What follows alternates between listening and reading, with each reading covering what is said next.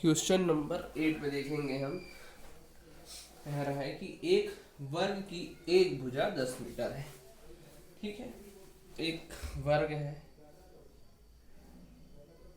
वर्ग की चारों भुजा आपस में कैसी होती है, बराबर है, और ए बराबर 10 मीटर, मतलब प्रत्येक भुजा की लंबाई कितनी है, 10 मीटर है।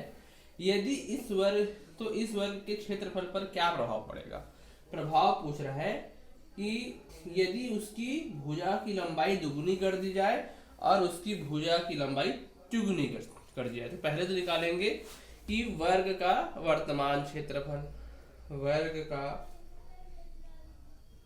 वर्तमान क्षेत्रफल निकाल लेते हैं। तो वर्ग का क्षेत्रफल क्या होता है, भुजा का वर्ग, ए गुणित ए बराबर 10 गुणित 10 बराबर 100 मीटर स्क्वायर। ये वर्तमान क्षेत्रफल है वर्ग का। ठीक है, अब पहला कंडीशन क्या कह रहा है, यदि भुजा की लंबाई दुगनी कर दी जाए तो भुजा की नई लंबाई बराबर कितना हो जाएगा, 2 गुणित ए। ठीक है, तो 2 गुणित 10 बराबर 20 मीटर। तो नया क्षेत्रफल क्या निकाल लेंगे, फिर नया क्षेत्रफल बराबर भुजा गुणित भुजा 20 गुणित 20 बराबर 400 मीटर स्क्वायर। ठीक है, अब पुराने भुजा और नए भुजा में कितना अंतर आ रहा है, अनुपात देखेंगे तो यदि दोनों भुजा को भाग देंगे 400/100 करते हैं तो कितना आ रहा है, 4 आ रहा है। तो कितना बढ़िया भुजा, तब लिखेंगे अतः वर्ग का क्षेत्रफल, पहले 100 था 400, अतः वर्ग का क्षेत्रफल 4 गुना बढ़ जाएगा, 4 गुना बढ़ जाएगा। सेकेंड कंडीशन दिया है भुजा की लंबाई 3 गुनी कर दिया है, तो यहाँ पर 3 आ जाएगा, ये 30 हो जाएगा, ये 900, तो उसको बना लेंगे और जितना बढ़ेगा वो निकाल देना।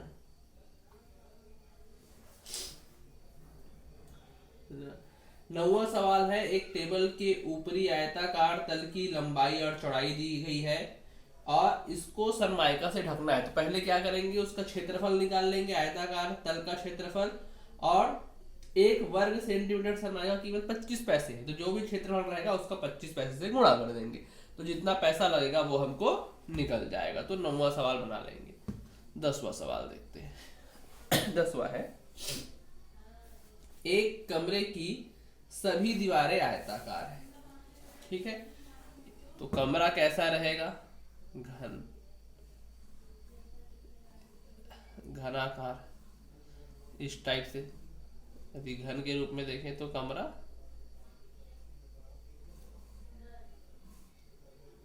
ये इस तरीके से कमरा है। इस कमरे की जो भी दीवारें हैं, ये दीवार और ये पीछे वाली दीवार, ये सामने वाली दीवार, ठीक है, और ये दीवार, 4 दीवार बनेंगे। एक कमरे में 4 दीवार रहते हैं। इसको पीछे से ले लो, ये वाला दीवार समझ लो तो ज्यादा क्लियर रहेगा। ठीक है, और एक ये दीवार, 3-4 दीवार है। प्रत्येक दीवार की लंबाई 3 मीटर है, तो ये जो लंबाई है ये कितनी है, 3 मीटर, और चौड़ाई जो है वो है 2 मीटर। दीवार पर पुताई करवाने का खर्च ज्ञात करना है, जबकि पुतवाई का खर्च इतना है 10 पैसा प्रति वर्ग सेंटीमीटर। ठीक है, देखो यहां पर खर्च दिया है प्रति वर्ग सेंटीमीटर में, लेकिन हमको लंबाई चौड़ाई दी है, किसमें दी गई है, मीटर में। तो सबसे पहले लंबाई और चौड़ाई को हमको सेंटीमीटर में बदलना पड़ेगा। ठीक है, तो दीवार की लंबाई निकाल ली हम, कहते दीवार की लंबाई बराबर 3 मीटर बराबर 3 गुणित कितना हो जाएगा, 1 मीटर में 100 सेंटीमीटर, 3 गुणित 100 सेंटीमीटर बराबर 300 सेंटीमीटर। ठीक उसी प्रकार दीवार की चौड़ाई बराबर 2 मीटर बराबर 200 सेंटीमीटर। अब एक दीवार का क्षेत्रफल, एक दीवार का क्षेत्रफल कितना हो जाएगा? क्यों एक दीवार का?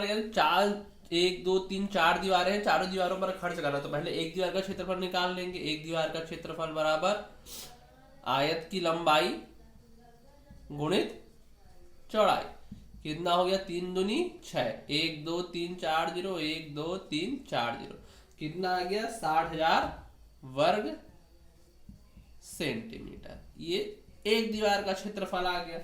अब उसने कहा गया है कि जितने भी दीवार है सबकी लंबाई चौड़ाई बराबर है, तो चारों दीवारों का क्षेत्रफल निकाल लेंगे।